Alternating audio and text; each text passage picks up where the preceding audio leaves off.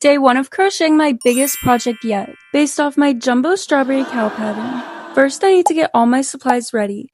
To make this cow life-sized, I'm using my jumbo strawberry cow pattern with a larger yarn and hook. The yarn is Parfait XL by Premier Yarns and can be found in the link tree in my bio. I started on the cow's head today with an 8mm hook, and once it was time to begin the pink spots, my hands started to hurt, which sometimes is a sign that you need a larger hook. Plus, I wanted it to be double the original cow, which uses a 4.5mm hook, so it only makes sense to switch to a 9mm hook. So we frogged it and started over. It was only 9 minutes of work, so it wasn't too bad.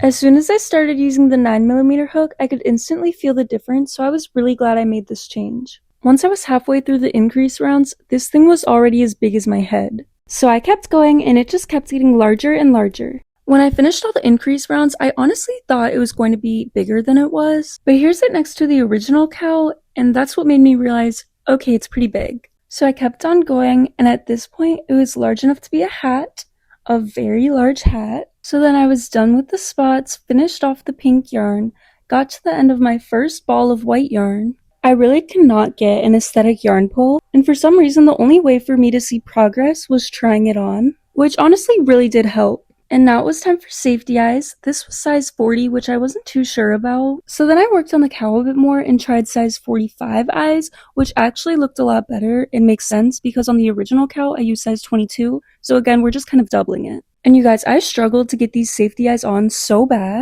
My hands were in so much pain after. It probably took me a good 10 minutes just to get these eyes on. So if you have a better way of doing that, please let me know. But we moved on and now it was time for stuffing. And I truly believe stuffing is one of the most important parts of your project.